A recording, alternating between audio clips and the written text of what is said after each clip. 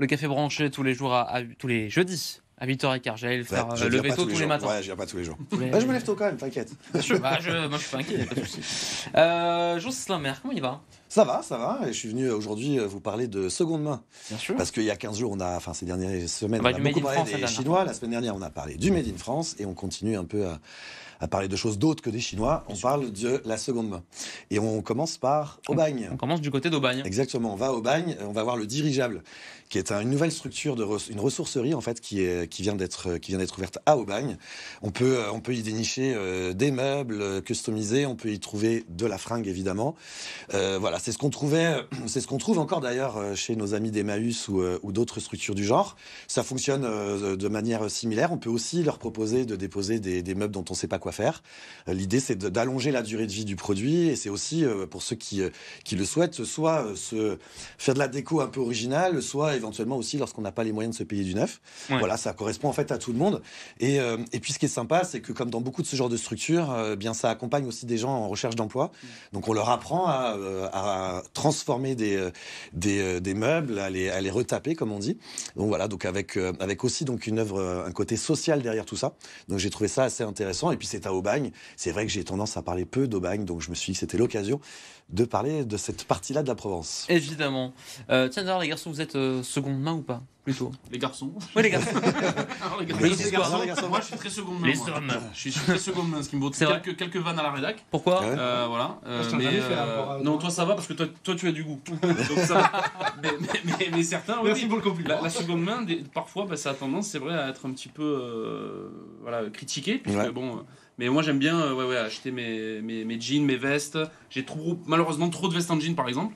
Mais c'est beaucoup de seconde main justement et j'essaie d'en prendre pas mal. Ouais. Le jour où Thomas fait un vide-grenier, il faut y aller. Hein. Ouais. Il y a des pépites. En tout cas, c'est Franchement, très tendance. Ce sur quoi on peut se mettre d'accord, c'est D'accord. Moi, très je tendance. commence à être, effectivement, puisqu'on en parle, de plus en plus sensibilisé à ça. Je me suis rendu compte que j'avais beaucoup trop de vêtements. Donc déjà, je le revends au lieu de le jeter. Ouais, et ça, ouais, vraiment, bien c'est sûr. un réflexe que je n'avais pas encore il y a quelques années. Mais je commence à avoir de plus en plus l'intérêt par rapport au prix, et on est de plus en plus sensibilisé à ça. Donc c'est pour ça que c'est important d'en parler. Ouais. Mais c'est une vraie problématique puisqu'on en parlait de la seconde main. On en parlait nous il y a pas longtemps avec Stéphane. On avait rencontré des gens qui faisaient avec nos amis de Refashion. Bien sûr. Qui nous parlaient en fait que la Ce sont mes problématique amis aussi. aujourd'hui, c'est que voilà, on a que des amis, on est tous des amis. Ouais, c'est ça. C'est la problématique, c'est que maintenant avec tous les Chines, etc. Je sais que c'est un petit peu ta marotte, mais en fait il y a beaucoup moins de seconde main de qualité, et donc c'est compliqué en fait maintenant d'avoir des vêtements justement de seconde main qui valent le coup finalement et qu'on puisse retrouver en seconde main quoi. Pour rebondir là-dessus, c'est vrai qu'on a l'impression que c'est compliqué aujourd'hui. On se dit il faut faire un investissement qui est beaucoup plus cher par rapport au produit et se dire que moins ça peut durer, alors qu'effectivement il y a des vêtements des fois qui durent même pas un an ou deux et avec une qualité qui devient médiocre très rapidement. Alors du coup, il y a des endroits à Marseille. On a fait Aubagne et là on peut Voilà. peut-être aller vers le Courjus, Au j'imagine. Courjus, voilà, au Courjus, oui. exactement, où il y a quand même pas mal de... C'est historique, si je puis dire, dans bah ce oui, quartier-là. Ça alors. Il y a d'autres endroits, dans la deuxième ville de France qu'est Marseille, il y a d'autres endroits. On a parlé d'Aix-en-Provence aussi dans la saison 1, quand ça s'appelait Tendance Provence, on a parlé aussi de ce qui se passait à Aix sur ces sujets-là. Là, j'avais envie de mettre le focus sur Big Splash, le Big Splash Store. Voilà, c'est dur à dire comme ça tôt le matin. Big Splash, créé par mes amis du collectif Baga. Baga, on les a connus quand ils ont monté la Slow Fashion Week en juin 2025, la première. Et ils viennent d'annoncer d'ailleurs la deuxième Slow Fashion Week qui aura lieu en juin 2026. On aura le temps d'en reparler. Mais donc, il y a 9 créateurs, membres du collectif Baga, qui viennent d'ouvrir donc le Big Splash au Courjus. Et on y trouve bien les créations de ces 9 créateurs qui ne créent que dans une démarche d'upcycling. Donc dans la grande majorité des cas, c'est des vêtements déjà portés qui sont transformés, customisés. Ce que je dis souvent, avec 2 jeans, on en fait une robe. Bon, c'est un peu dans cette démarche-là.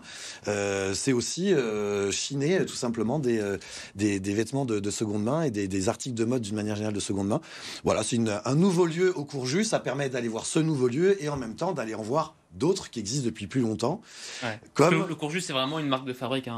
Ouais, c'est vraiment la seconde main, les bons petits restos aussi. Enfin, c'est un endroit sympa où aller flâner. Et donc Big Splash, le petit nouveau, côtoie désormais plusieurs autres boutiques de type friperie ou de type seconde main. Là, je suis plutôt sur le thème de la seconde main que de la friperie. C'est pas tout à fait, enfin, c'est la même chose, mais c'est pas tout à fait la même chose.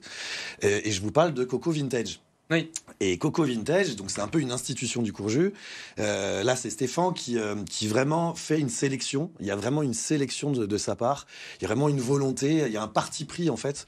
Comme quoi, on peut faire de la seconde main on peut décider comme Thomas par exemple de s'habiller exclusivement ou en tout cas principalement en seconde main et pour autant maîtriser un style, savoir où aller pour trouver le style qui nous correspond, comme lorsqu'on va dans une marque acheter du neuf, on sait chez quelle marque on va parce qu'on va y trouver ce qu'on y cherche d'une certaine façon. Ouais. Et bien dans la seconde main aussi. Il y a la démarche de friperie où je vais chercher un peu ce que je vais trouver, on verra bien. Voilà, c'est limite au kilo. D'ailleurs, il y a le Kilo Shop notamment à Aix, comme ça me permet d'en reparler. Et il y en a un rue Saint-Fé aussi. Mais dans certaines boutiques comme chez Coco Vintage, on y trouve vraiment une sélection et on sait a priori ce qu'on va y trouver. Alors, on parlait justement de ce différentiel entre seconde main et vintage. Comment on pourrait le définir, si on doit le définir? Alors, entre seconde main et friperie. Et friperie, pardon. Ouais.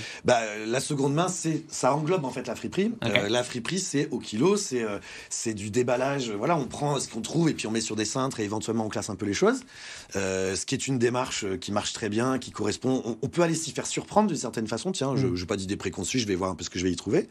Dans la seconde main de type de chez Coco Vintage par exemple, il y a une recherche, il y a un style, il y a vraiment une volonté de faire par exemple du cuir, de faire du jean, voilà, et de proposer des pièces de seconde main, mais dans un style bien ou dans un certain nombre de styles bien précis. Est-ce qu'il n'y a pas une recherche aussi de certification sur les produits, c'est-à-dire que par exemple on va aller sur le marché de la seconde main et on va vouloir avoir telle marque, en être sûr que c'est bien sûr. Que ça aujourd'hui il y en a qui vont. Ou dans le Made in France, tu peux trouver de la seconde main, des gens qui proposent de la seconde main exclusivement en Made in France. Ou exclusivement luxe, ça se fait aussi beaucoup, ça fait très longtemps que ça existe. Ouais. La transmission de la seconde main, non pas de manière familiale, donc gratuite, le don au sein de la famille ou au sein des amis, mais la vente du fameux sac Kelly, de la malle Vuitton, de ce genre de choses, ça se fait dans des boutiques spécialisées luxe. Il y en a d'ailleurs dans le quartier des Antiquaires à Marseille, rue Edmond Rostand, depuis très très très longtemps. Donc oui, bien sûr, on peut aller voir des boutiques spécialisées. Il y a aussi les boutiques en ligne. Les boutiques en ligne, alors effectivement, là on parle d'Ingrid. Donc c'est une ancienne Marseillaise qui est maintenant habite dans la Creuse. Elle est allée se réfugier à la campagne, mais ses 2 enfants sont nés à Marseille. Elle est presque Marseillaise. Elle a en tout cas été Marseillaise pendant 20 ans. Et elle a créé chez Jeanne 23. Alors 23, c'est pour le département de la Creuse. Bien sûr. Et chez Jeanne c'était sa grand-mère et elle a appris le goût, elle a appris l'envie de s'habiller et de réfléchir comment s'habiller auprès de sa grand-mère. Et elle a mis en ligne, elle a créé sa boutique en ligne depuis quelques mois maintenant. Là, elle revient de Dublin, elle est allée faire du shopping à Dublin. Donc là encore, il y a un parti pris de la part d'Ingrid. Elle choisit vraiment des pièces bien précises. Malheureusement, elle fait que pour femmes. Je n'arrête pas de la tanner, parce qu'on se connaît un petit peu, j'arrête pas de la tanner pour qu'elle aille sur l'homme. Donc, sur les jeans, peut-être aussi. Sur les jeans, peut-être. mais le fait est que voilà. Donc il y a vraiment une recherche. Je parlais de Coco Vintage tout à l'heure. Vraiment chez Ingrid, il y a vraiment cette recherche de la pièce vraiment très originale. Elle a ramené des trucs de Dublin qui sont juste dingues. On a presque envie d'être une femme. Il y a même des choses que c'est dommage que ce soit pour femme d'ailleurs. Ouais, parce que je suis Ouais, pour présenter, non, Stéphane. Alors, si jamais elle me regarde et qu'elle veut me la prêter, je présente avec ça. Ah oui. Attention, Paris. Alors, figure-toi que je parle aussi d'Ingrid parce que bientôt, il est bien possible que chez Jeanne 23 ait un pop-up store, donc une boutique éphémère de quelques jours à Marseille. Voilà, donc c'est aussi pour ça que je voulais parler d'Ingrid aujourd'hui. Donc peut-être qu'elle t'amènera cette veste dans les jours qui viennent. On peut clipper et on peut garder l'extrait. Exactement. On garde tout, vous savez, ici, rien ne se jette, tout se transforme, y compris sur BFM Marseille. C'est ça. Marseille Story, ça vous dit? Allez, c'est parti.